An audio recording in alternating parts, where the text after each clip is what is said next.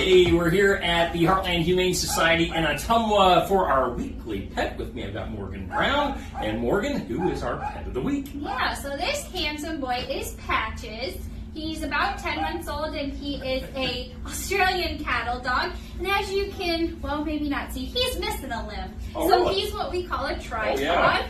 He's missing one of his back legs here. He was actually born with a birth defect, so his joints were fused together, and so he couldn't get along real well. So they actually, his previous owners had taken him in to be euthanized at the vet clinic, and they reached out to us. We had his leg amputated, and now he's with us. Wow, yeah. So dogs can, once they get used to it, they can get along with three legs. They get along just fine. How many three-legged dogs are currently here at the shelter? He is our only one, so he's very special. Again, Patches, our pet of the week. So how old do you think Patches? He's about between 10 and 11 months old, so he's still got plenty of energy, and like with any of our working breed dogs, your healers, your Aussies, it's just something to prepare for.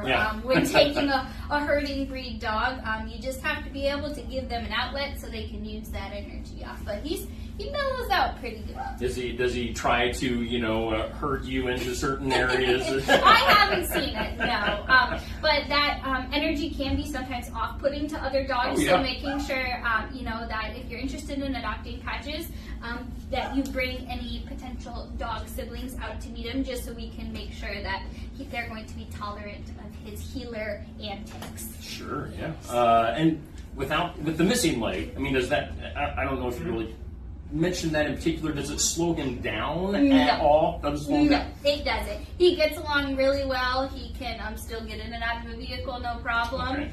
It's actually a lot less painful now than it was, he recovered really quickly, and he doesn't let it get in his way. Awesome. And I know you've got the special that's running around for the larger breed dogs to the end of the month.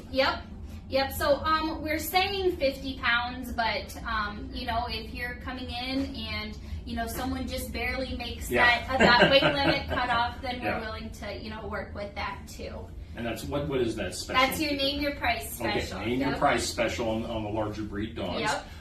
They got just a few more days left on that. Yep, we're going to run it through the 31st. Okay, so we'll get in on that. Now, obviously, we're recording that today. Snow is falling outside. Has that slowed down? Has the weather slowed down progression of the new building coming up? No, I guess a little bit, yes. We're going to continue to work through the winter months, but kind of what can be done on what days, I think it's more of a day-to-day thing. Obviously, they can't come out and put walls up while it's pouring down rain or anything like that.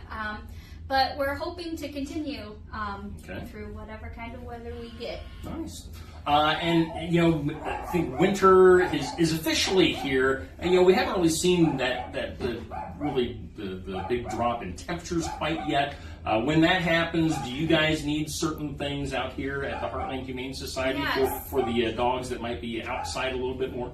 Yeah. So our dogs are in climate-controlled buildings, but it does limit the amount of time that they are outside to be able to exercise. They're out 3 times to potty, but so we ask a big thing is like enrichment toys for our dogs. So long-lasting chews or antlers, or just more durable toys to kind of keep them occupied. Sure. And then also to be long and boring days during the winter. And then also volunteers, if you're not afraid to throw on a hat and a coat, get some gloves and just take them for a brisk walk during this time. As long as it's not drastically cold out, that does wonders for them. Our dogs at home, when it gets super cold out, once they're outside for more than a minute or two, the ice and the snow gets up in their paws and it hurts them, and they don't want to be out there. There's kind of a good shot of the missing leg on Patches. And any other needs currently for the shelter? No, we always take donations of bedding, so blankets, towels, that kind of stuff. That goes for both our dogs and our cats. But volunteers is a big thing right now because it does make the job for our kennel workers a little bit harder with the weather, because these guys require 24/7 care, so if you can spare a minute to come out and just hang out with them, we appreciate that. Oh, yes. He's a kisser. Patches wants so much. You're going to get caught up in my shirt. Whoa. Jeez. See there, I said it didn't bother you. You fell over on me.